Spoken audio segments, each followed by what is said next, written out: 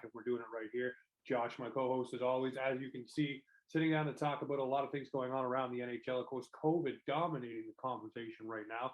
We will have Terry Koshan stopping by for a quick 15-minute chat to talk about the Toronto Maple Leafs and everything going on in Leafland. Josh, just want to get your temperature right now on the NHL, the Olympics, and everything. How are you feeling? We'll deep dive into some of these topics later on, but how are you feeling with the current state of the NHL right this moment?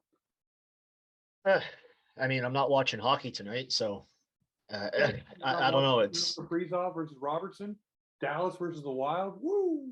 I'm not in the mood. Like, it's just everything's so doom and gloom at the moment. And you. I don't mean to bring everybody down right off the hop, but you just try and get away from it. And it's restriction this, restriction that, lockdown this, lockdown that. So it's kind of upsetting, but I'm sure they'll get through it. I'm just hoping they get through it by the end of this month, and then in January it's full steam ahead. But obviously it's safety first, so we'll see what happens there. But yeah, it's not looking too promising right now. They're probably not going to the Olympics.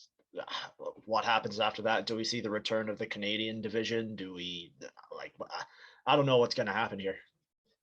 Yeah, I don't know. I mean, for me, I look at the same thing and say, is the Canadian division the smartest thing? There's a lot of things going on. Frank Saravelli reporting right now that an imminent shutdown seems to be what's going to be on the burner for tomorrow. There's obviously Vegas and Tampa who want to play. I think Tampa flew into Vegas and is very fully expecting to play that game. They flew in yesterday, so I mean that would be a little upsetting for them. Man, it's just so mind-blowing to me. All of this stuff is happening, and there's a lot of things going on, and we'll dive into this later on. Like Stevie Y, the video I sent you, wondering, and sent Jerry Jones on the radio yesterday around Sportsland talking about, hey, players, maybe if they're asymptomatic, should just be able to come back after a day or so. Yeah.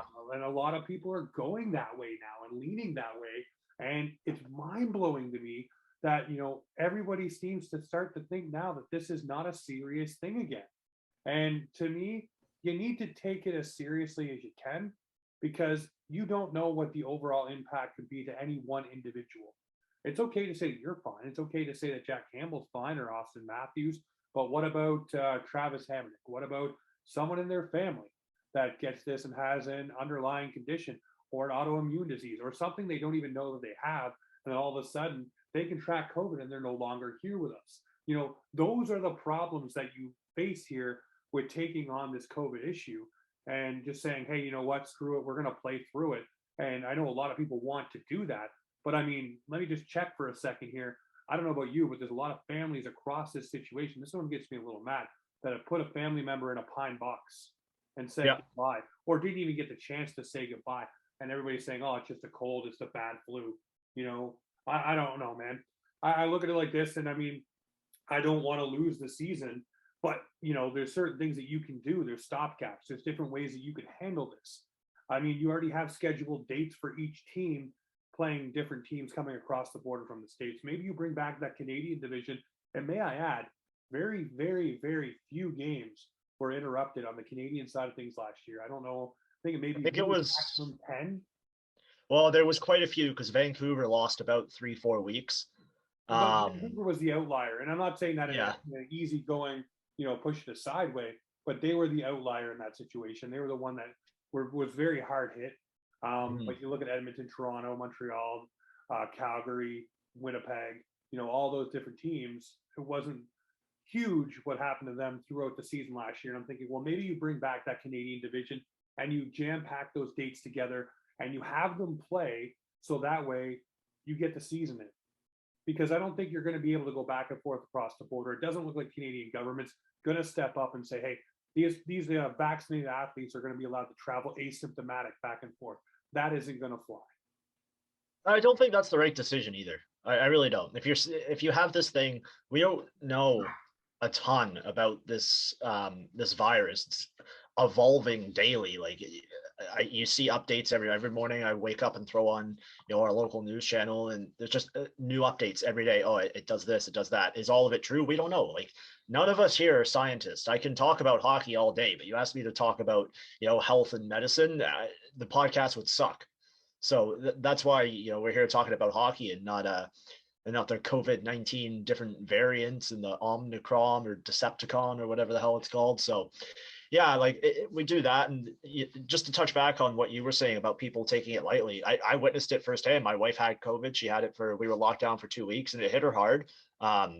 First, somehow I didn't test positive for it. I don't know how the hell that works because we just live in this tiny apartment together, but like it's health and safety first. And if you want a season next year, then you might have to sacrifice the season this year. So we'll see what happens. I'm sure they'll find a way to finish the season, be it a shortened schedule, be it back to the Canadian division, be it I don't know. I don't know how they're going to do it, but I'm sure they'll figure it out because they don't want to lose any more revenue.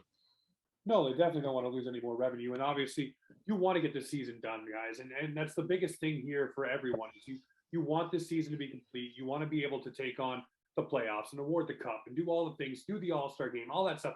But here's the thing, health and safety is paramount to anything else that's going to happen here within this league. And to me, I think if you're selfish enough to sit there and say, well, it doesn't matter, players can come across the border asymptomatic and do whatever they want to do, that just doesn't fly. It doesn't make sense to me, and it won't make sense to me. We'll have Terry Koshan on here in a couple of moments, and we'll ask him, just the Leaf situation in general, how it all came down, and what the overall thought is. I mean, obviously, there's probably a prevailing thought throughout the media and throughout the teams for that matter, of what's going to happen and who's going to chime in and fix this.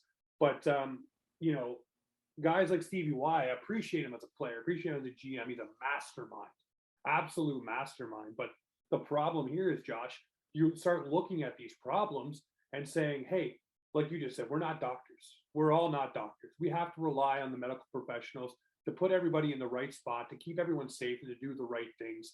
And if going back to a bubble or a modified schedule or playing 2 of 3 in a city or something like that is the way to do it, then do it. But I really, really think that you need to stop and pause and realize that it's not just the players. Like a lot of people say, oh, it's a few players on a team, it doesn't matter. It's not just the players on the team. It's the family members that those players are attached to that are the problem, because now you have all of these other elements of all of these different things that could be an issue for a player. And here, we're going to let Terry Koshan jump in the conversation here. Obviously, we told you off the hop we're going to have Terry Koshan on the show. He's just getting geared up and ready to join us here. He'll be with us in just a moment. But yeah, talking about the Leafs, obviously talking about the border issues and everything like that. Terry, what's going on? Hey guys, how are you? Hey Terry. So Terry, obviously, I know we don't have much of your time tonight. Obviously, a lot of things going on around the NHL and here and there. So want to ask you right off the get-go here, what was the vibe for obviously the games for the Maple Leafs being shut down? When did you guys get a feel things weren't going to trend the right way? And what was the feeling that you guys had, I guess, being in that situation, waiting for the word to come down? Well, I think we got the idea things weren't going to trend the right way when we woke up Monday morning to the news that the Flames game was postponed in Calgary 3 days later. So the way we kept putting it all week, your antenna go up right away. So you're thinking, okay, well, if that's now not going to happen, what becomes of the rest of the week? And as we know, we got the game in at Edmonton, thought we were going to be playing in Vancouver. And, that didn't happen. Seattle didn't happen, but it was fairly early in that. Like I got to Edmonton in time to watch Grey Cup on Sunday. So I was there a bit earlier, but wake up Monday morning. And that's the first thing I saw when I opened my email was Flames postponed through Thursday. So as soon as we saw that, we're like, okay, at least I was, the potential for this then could bleed into the rest of the week. And sure enough, it did. So when you guys are all, I guess, sitting there talking about the game and everything that's going to be happening with the Toronto Maple Leafs, I'm wondering for you, what was your first thought about, the players obviously testing positive? You got John Tavares testing positive. You have, Wayne Simmons, Jason Spezza just fresh off the suspension. We'll talk about that in a moment too. What are your thoughts about those players and what went on there? Well, it's difficult. I mean, at one point during the week, guys, I can't remember what day it was, but I think it might have been after the game in Edmonton. Sheldon Keefe said to us, the way I'm paraphrasing here, but it's close to what he said.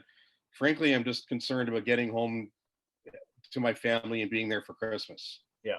And, lo and behold, Keefe is one of the people who goes into COVID protocol later in the week. So, it's a difficult thing all the way around. I mean, And again, as soon as we saw the initial two with Tavares and Kerfoot, um, you had the idea that they'd have to be awfully lucky for that not to have gone to other areas of the team, and sure enough, we saw that it did with Keefe and Carberry and several other players as well. So it's a tough situation. Although you have a fairly good idea, a nearly 100% idea that they will all come out of it in the end fine, and their health will be good, because as we've seen with this, the symptoms have been mild for the most part.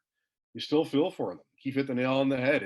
It's an empty feeling when you're on the other side of the country, and that even the contemplation of not being back with your family for Christmas, whether that winds up happening or not, in those days where you don't really know, it's not a good feeling at all. And you just hope now. We know that they're all back in Toronto, traveled back earlier today. You just hope that they're in good health sooner rather than later, or they can get this thing going again. But it's a feeling of concern, because you're around the guys, you feel for them. I think we had talked to all of them. I think Brody might have been of the group, was the only one we didn't talk to at some point on the trip. So, it was all socially distanced and everything. We had talked to Tavares on the day he wound up being positive, but it was outside, so we were apart from them that. But yeah, it's a tough go all the way around, no matter whether it's hitting everyone else or not. You just hope for them to be healthy soon enough. You mentioned them wanting to be at home. Obviously, everyone wants to be at home for Christmas with their families. Do you think the NHL is taking that into consideration with all the shutdowns, saying, "Oh, you're done till Christmas," or are they just looking at it money schedule wise? Well, I don't know about that. I don't know, Josh. I think it's just more of a thing where the cases are hitting each team, and they're doing it on a team by team basis. Mm-hmm. If it was that, then the league would be shut down completely. But I think do you think that'll happen tomorrow? It could. The thing, I don't know why it hasn't happened yet. This is kind of ridiculous. Yeah, I see your tweets there all the time about why every announcement you're basically, why hasn't this happened? And I mentioned that last night, and then a lot of people jumped on me saying, well, it's just the flu, or it's not that bad. It's not just the players, like I was saying earlier before you jumped on, Terry. It's their families. It's everyone they're connected to that becomes the bigger thing, right? The bigger picture. Do you want to be that guy who a player, say, who gets it? You go home to your family now. Do you have a 1 or 2 year old son or daughter who has no vaccine in them? Yeah, quite possibly. You know what I mean? That's exactly it. That's the point I'm trying to make. Yeah. It just shut it down. We'll see where we are in a week or two, whatever it is. I know obviously the NHL is loath right now, or it could be coming to pull the pin on the Olympics. So I think that's got to happen next. I think that's already done. I think they're just waiting for one or the other to announce it. You just got to hope you can find time during that 3-week period or whatever that is in February, where you can reschedule some of these games. But listen, flu symptoms, whatever you want to call it, there's a lot here that's happening mentally as well. I know when the first initial when the initial cases with the Leafs happened, guys, with Tavares and Kerfoot, from what I was told, there was the feeling through the room that we don't want to go to Seattle now. Yeah. No, you don't want to go to the States. Get a positive down there, then what do you do? I think the Oilers had it with Puyarvi, didn't they? Where they're trying to figure out how to get him home from Seattle in the game on Saturday. So it's hard enough for the Leafs to get guys home from Vancouver, let alone across, across the border. Take the border completely out of it. Yeah. That's what you have to do. And luckily the Leafs didn't get to a point where that was a choice that they had to make. But look, any critic or whatever you want to call it, anti-vax or whatever, can say whatever they want about what the symptoms are and everything. Doesn't matter. It's not a good thing to have, period. No, it's not a good thing to have at all. I look at this whole situation. I ask you this question in all seriousness. The idea has been floated of maybe the Canadian division coming back to finish out the season. The dates are already decided for each opponent. I mean, all you'd have to do is slide X team into X building and do a 2 out of 3 like a baseball style to finish it out. And that might be what has to happen if the Canadian government doesn't say, hey, we're going to allow asymptomatic players to travel back and forth, which is what Steve Yzerman was saying yesterday.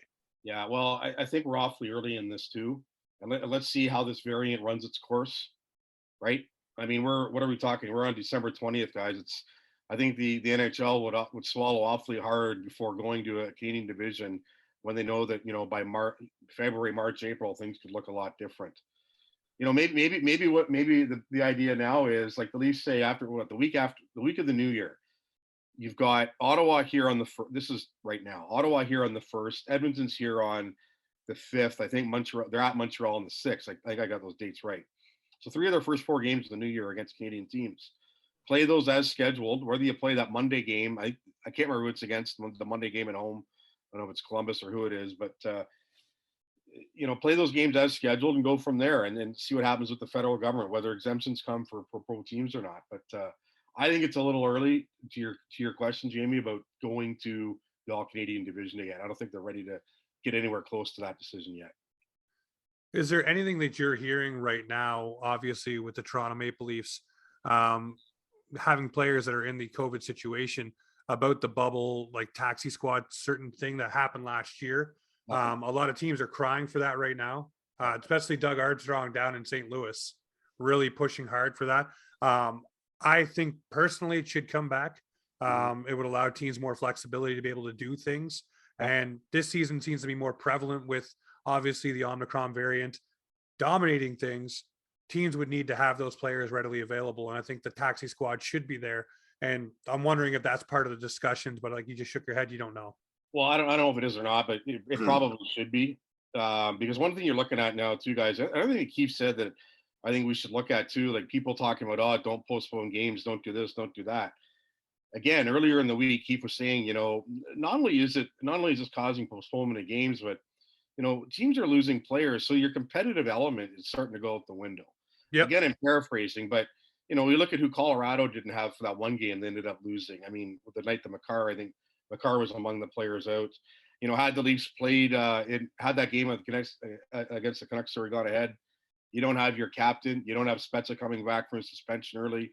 You don't have Kerfoot, who's worked well on that second line. You don't have Wayne Simmons, who's been a hell of a player for them in the bottom 6. So, and so there's something to be said about that. I think the goal is to get to a place where you can have most people on the ice on any given night.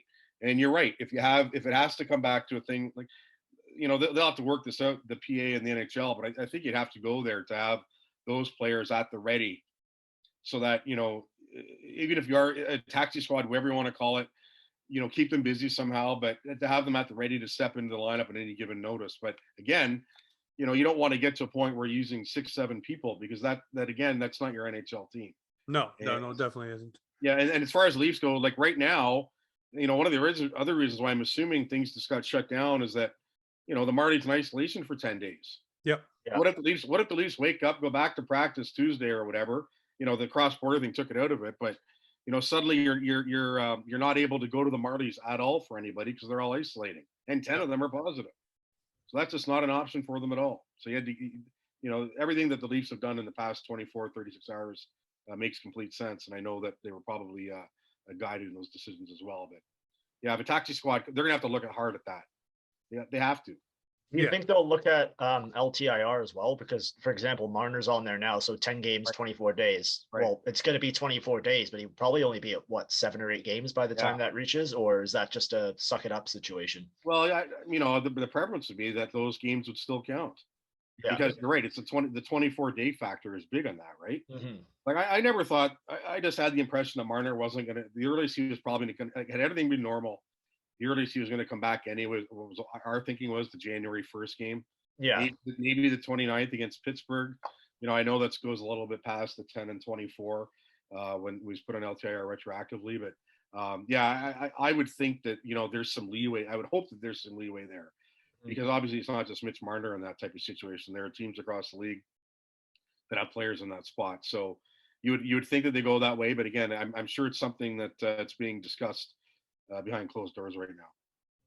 So let's talk about the Leafs on a positive note here before we let you go tonight. I know you don't have much time on your hands here, but the Leafs 28-2 this season came out on a speed wall. Well, give me a sec, Wes. I thought you said 28-2. I was like, damn, really? Yeah, no. Not that good. Not that good. Yeah. 22. Guys are gelling. We talked at the beginning of the season, let's see how these guys fit in. We talked about the Andre Kachas, the Nick Ritchies, the David Camps, et cetera, et cetera. For you, is there one guy in particular that's a new face to this roster this season that you're really like, okay, this guy really gets the understanding of what he needs to do on his line? For me, it's David Camp and Andre Kachas. The two of them have taken the defensive role that Keefe has wanted for the better part of 2 seasons, and really said the third line is ours. This is how we're going to play it. We're going to block shots, win faceoffs, and drive the other team nuts in their zone. and they do a good job of it no matter who joins them on that line. But for you, is there anyone who really stands out? Well, I'd go with Kasha for the reasons you just listed and what he's been able to do, as brief as it was, being moved up to the mat to play with Matthews. You know, Yep. I know that they tried that early in the season, didn't look too good. They came back to it, looked fine. I would also put Bunting in that group because, again, with Bunting, you don't know what you're getting, right, guys? He has no experience in the National Hockey League. 20 plus games coming in, still classified as a rookie, but he's really come in and been a hell of a player for them. You know, Yeah. a lot. You have to give Kyle Dubas credit here. A lot of the things that he did in the offseason have worked. David Kemp's another one. Nick Ritchie has not. I think we can all agree on that. That has not worked nearly as well as they had hoped. He's looked good with Kasha and yeah, Camp, though. it's still I mean, yeah, he has, but it's still a 2.5 a year. That's still not. that's it right there. That's not what they were expecting from him, Mhm. especially after the season high 15 goals last year at the Bruins, right? So, but Kasha's a guy. Look at you watch him play, and again, guys, it's one of those things where he spends a lot of his career in the West. So I don't know about you guys, but I'm not glued to my TV at 1 a.m. watching the Anaheim Ducks playing or the LA Kings. So you don't see these guys. That's all I do. Right? Okay. Well, Josh, I mean, you're still a young guy without kids, so good for you. Yeah. But no, you know what I mean, right? So you have an idea of the player. You can look up stats and everything else you want to look at, but until you come and see him play consistently, you don't. And he's just been really good for them. And he had the injury issue and stuff, but has not played like he's had concussion issues. And I just think they are really happy with him because Keith talks about him all the time, how happy he is. So, like I said, a lot of the things that Dubas has done has worked. Mrazek, the injury history, you hope he's past it now. It's a 3-year contract, though. I would imagine that we'll see more of that from him. But in the games that Peter's played, he's looked all right. So it's I know it's a longer answer to your question there, Jamie, but I would say answers are accepted. Kasha would be the guy that you're thinking of there. The guy that's come in and that new guy that stepped in and been, wow, look at this guy. Yeah, well, I've been blown away. And the thing we talked about his injury history, before the season started, me and you were both on the same page there, where it could be a bit of an issue for him. But even still, he's missed a couple of games with injury, but he still plays with kind of a reckless abandon. And he loves to drive the zone, drive the net. And it seems like, and I don't know if I'm just the only one seeing this, he gets stood up a lot. Like a lot of guys take runs at him or take hits at him and stuff like that. And he just bounces back right up. And I love that. And that's a Darcy Tucker-esque to me. Tucker would get hit, drop, got back up, would do the same thing, repeat, rinse and repeat. For this team here, you look at the things that we also talked about. They need to take steps here, there, and everywhere. They've taken steps in their power play and their penalty kill. They've learned, it looks like, to play more as a cohesive unit up and down the ice, like blocking shots and taking after one another. Things that were missing, I think, the past couple of seasons with this squad. Do you notice that on your side of things where you get to see the team every day?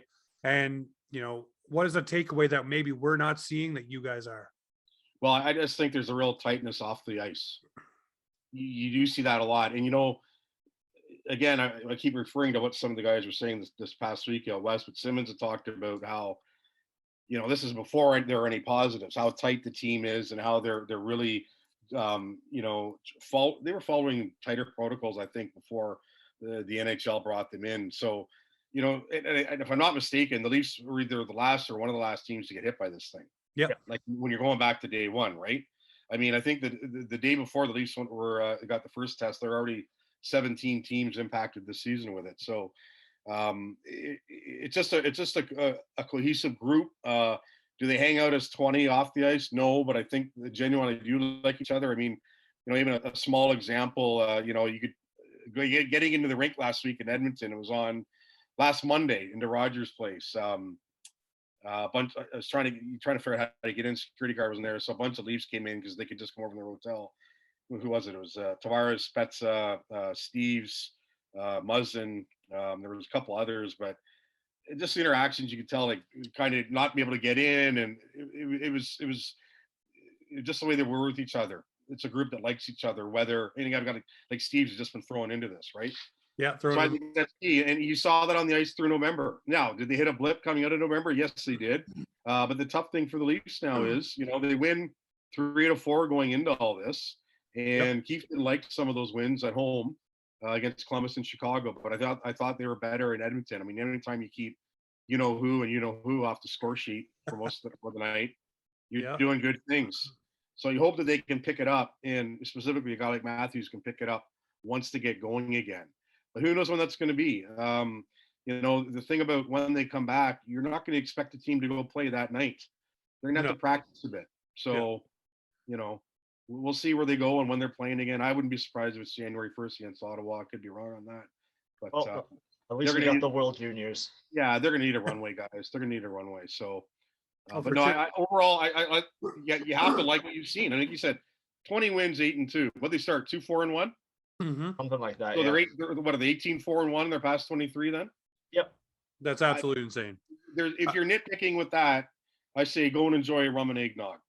Turn off the computer and go have a rum and eggnog. That's it right there. That's it right there. There's two more things I want to ask you quickly before I let you go there, Terry. Yep. John Tavares, low key, one of the most low key point per game players in the NHL this season. Not talked about enough in all the big conversations with all the other players. This guy's clicking on all cylinders this season, seeming to have himself a year, but you're not hearing him in any of the conversations anybody's having about players that are in the upper echelon of the NHL. Well, I think where it's happening though is that you're hearing the Olympic talk, right? Yeah, true. And he's put himself squarely in that conversation. Whether it happens now, it could be moot. But the fact of the matter is, he's been great this season. And I always had a lot of respect for John. I've known him since he was 15 and coming in with the Oshawa Generals some 15, 16 years ago.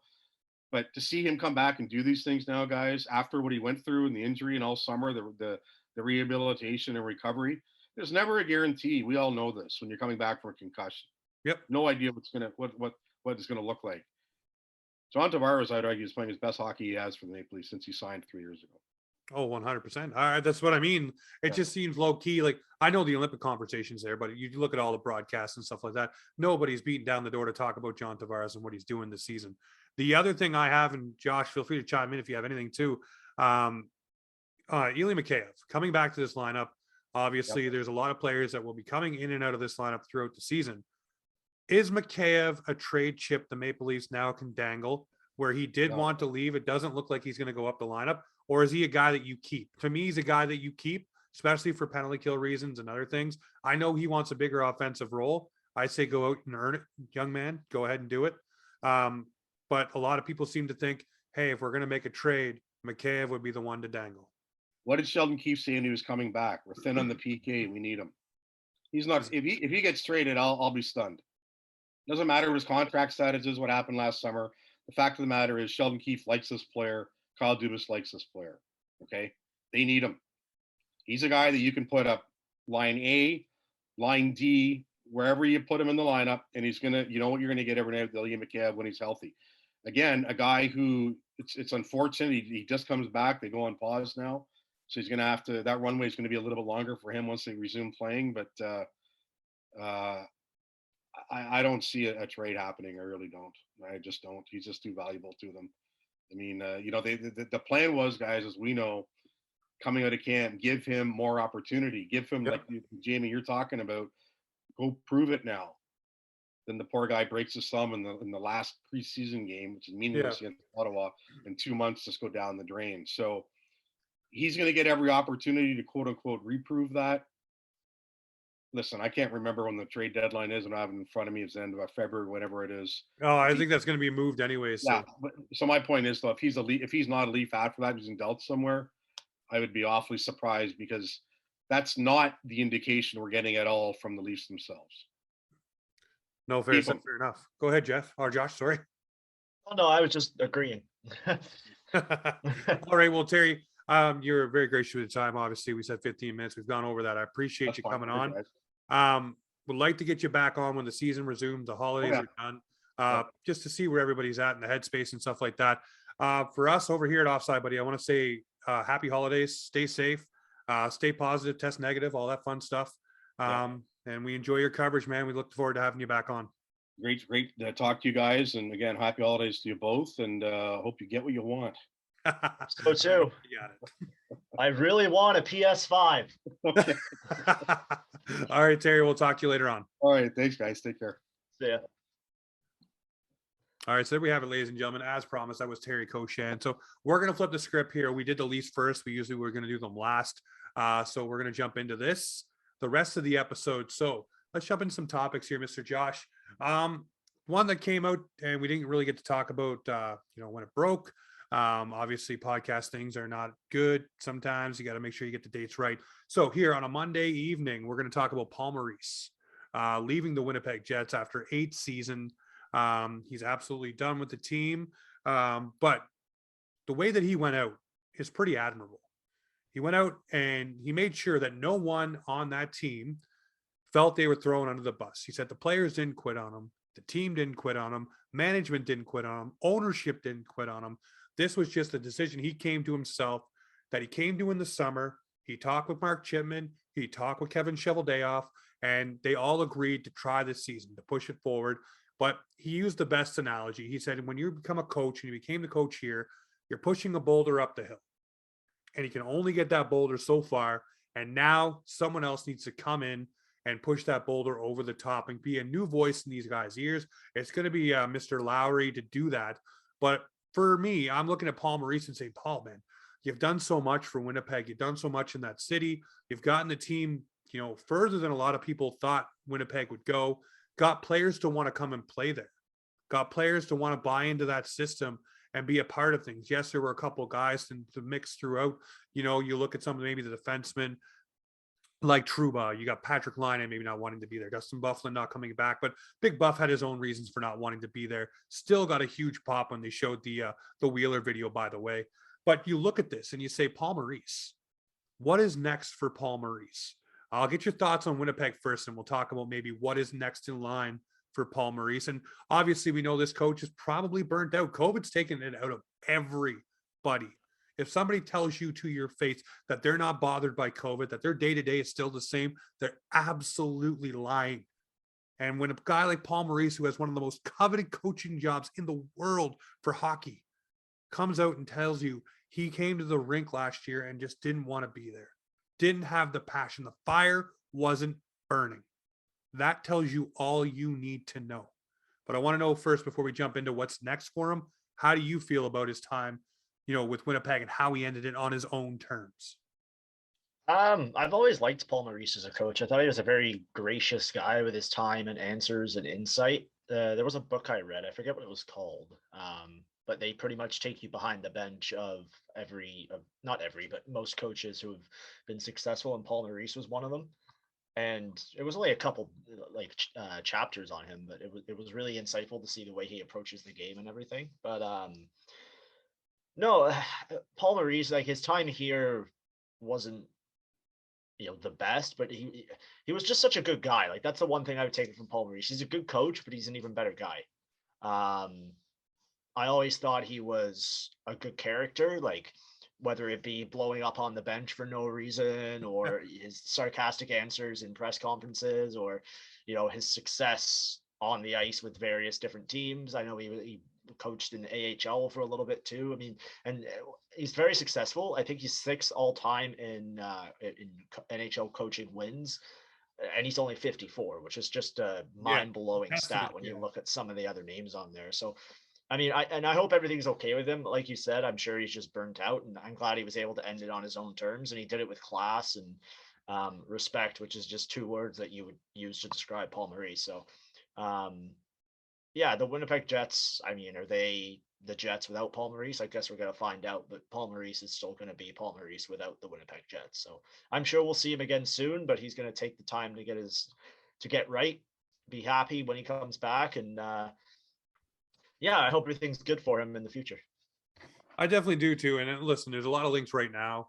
Obviously, with Paul Maurice going maybe to the Vancouver Canucks and being the general manager there, maybe dipping his toe in the management waters, maybe coaching is done. And you know what? I could definitely see him being a fiery Pat Quinn type, being that guy that's boisterous and will share his opinion and won't let the media push his guys around and stuff like that. And will be out in the forefront when things go wrong to talk to the media and get things done, because we've seen that as a coach. And I could definitely see him taking that next role. And in a market like Vancouver right now, where they're starving, and we're going to talk about Bruce Boudreau in a minute, they're starving for something good. I mean, Paul Maurice would be great. I mean, maybe not this season, maybe take the rest of the season, Paul, and, kick back for a moment and just love everything. I know you love what you've done in Winnipeg, but hey, maybe kick back and think, hey, what about the Winnipeg Jets now going in the rearview mirror and becoming a member of the Vancouver Canucks and bringing the guys along like Elias Pettersson, Quinn Hughes, Brock Besser, Bo Horvat, Thatcher Demko, and take that next level, help build that team around that nucleus and be the general manager there, but also have the coaching voice because you've had it to help out where you need to, if you need to be, because you see things that some don't. And I really think that's a good spot for Paul Maurice, 100%. Yeah, I agree with that. I don't think we'll see him for a couple of years though, if that's my honest opinion. You know what? It's the old itch thing, right? I don't think we'll see him this season, but I do think that we will see Paul Maurice next season, in the offseason, go somewhere. Yeah, that could happen. But no, I just hope for now that he's happy and healthy and gets back into a place where he's able to be in the game, because the NHL is definitely a better place with Paul Maurice. Oh, 100% it is. 100% it is. So we'll switch gears.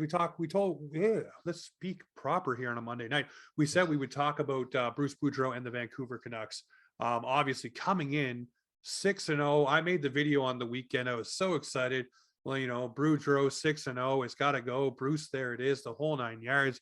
But hey, Bruce Boudreau's come in. It obviously shows that Travis Green's message was not getting through to the players, and they needed a fresh voice. And that's what we're just talking about here with Paul Maurice recognizing that in Winnipeg.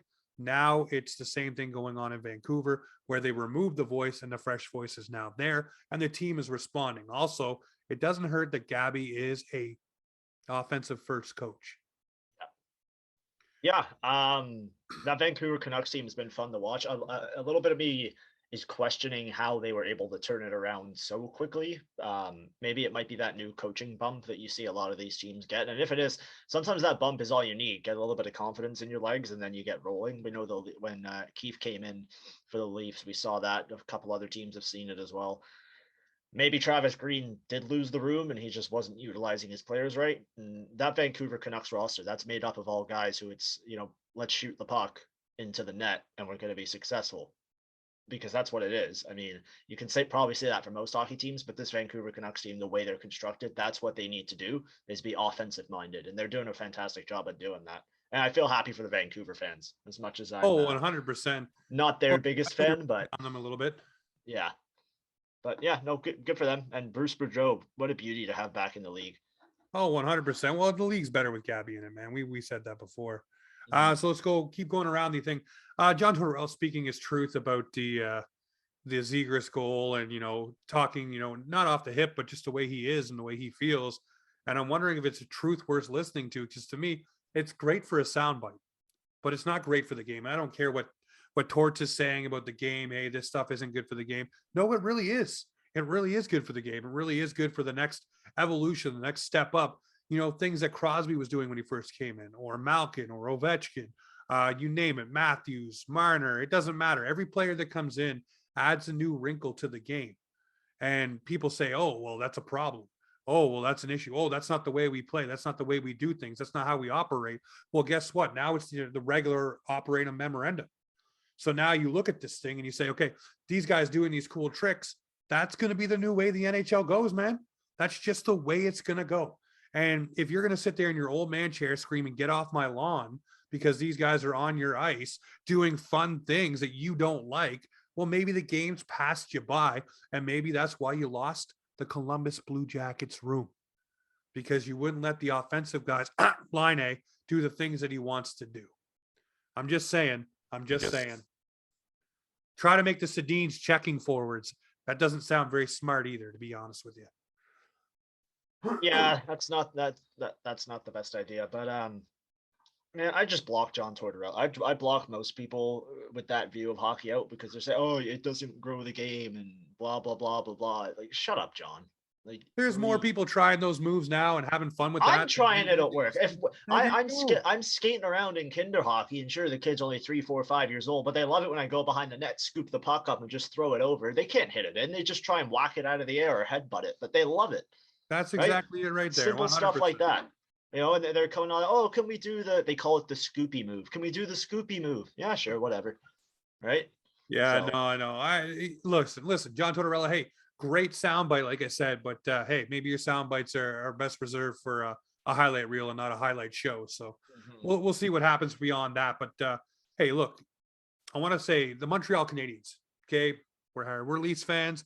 We're battling the Habs and filters, guys, right now. Check out the promo videos. We're having fun. You see the bruise right here. You know, good old boxing rock, having a good time.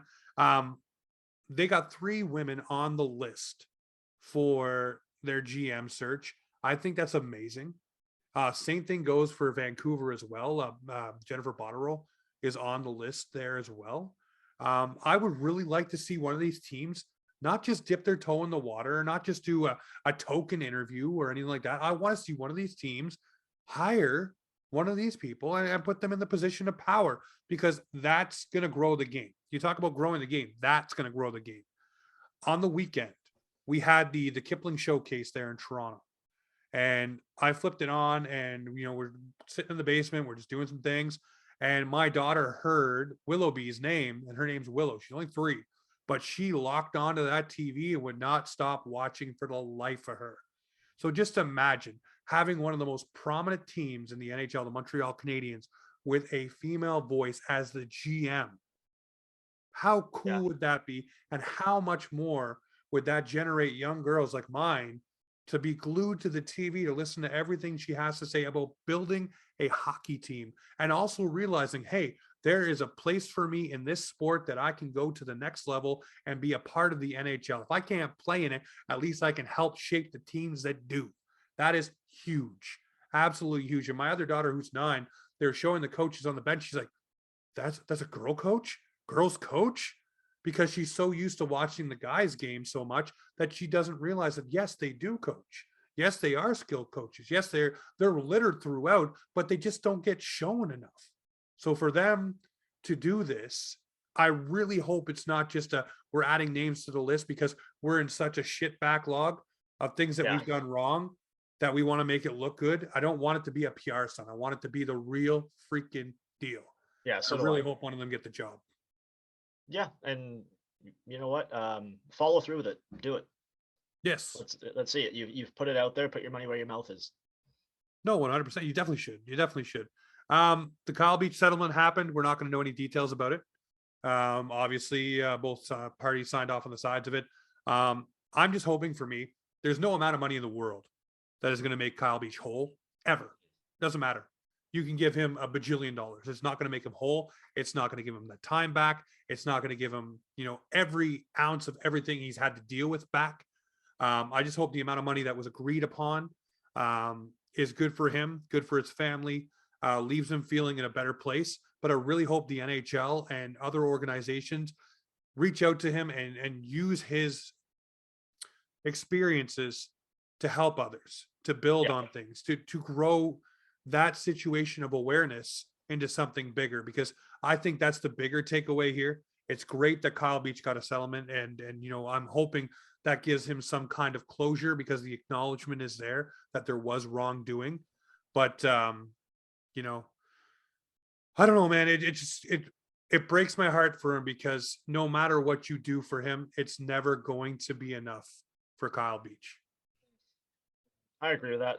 Yeah, obviously we won't know details of the settlement, which that's common in cases like this. I just hope he has enough resources now to start moving on in his life and doing things that are good for him. And hopefully we can put this in the past, not forget about it, but put it in the past and start moving forward for the good of him. There's one thing I want to get to before we do our 3 stars. Here we're going to try bringing that back. Make sure it's better on the rest of the year. Quick answer. I don't want a long-winded one here. I've been long-winded all night long. The Olympics, they are not happening. I'm saying that now. The Olympics are not happening for. Yeah, the Olympics are happening. The Olympics are happening, but the NHL players going to the Olympics. Actually, that's not happening. Actually, there are rumblings right now, Josh, that the Winter Olympics may not happen. And just cancel everything. Just maybe push the year. So we'll see. Yeah, I don't think the players are going. We'll see what goes on beyond that. But here, we got the last 2 minutes of the podcast here. So let's spin this one funnily. 3 stars. I know I'm dropping this on you. It doesn't have to be just Maple Leafs related. Let's go across the board. I'm going to go with my stars right here. Number 3 for me is Bruce Boudreau. Injected some life, some fun, some positivity into the Vancouver Canucks market, which is something was desperately, desperately needed. Number 2 for me is Paul Maurice. We just talked about him not too long ago. A guy that went out on his own sword and let everybody know what he felt. And the first star for me is, again, Kyle Dubas. Kyle Dubas coming out and supporting his players, being there for them, being concerned. We've seen it with the Ilium K of wrist injury a couple seasons ago. This guy cares about his guys and will be there through thick and thin. Wanted to give everybody updates on the players and make sure everybody knew what was going on with them, and also got them home. So those are my 3 stars. Josh, the floor is yours, my friend. What are your 3 stars? Third star for me, Charlie and Tiger Woods, for entertaining me this weekend at the PNC Open Championship. That was some phenomenal television. Second star for me, let's go with, man, you really put me on the spot here. Let's go with Chris Jericho, because he was really sick in the hospital and he was on TV this week and last week. So good for you, buddy. And first star for me, because I had a good day at work and my car didn't blow up on the drive home. Absolutely awesome. Hey, we missed last week, obviously, schedule and conflicts, but it was probably a good thing. There's a lot of things going on that we got to touch on tonight. This right here, this is Offside Hockey Talk, where hockey comes to talk.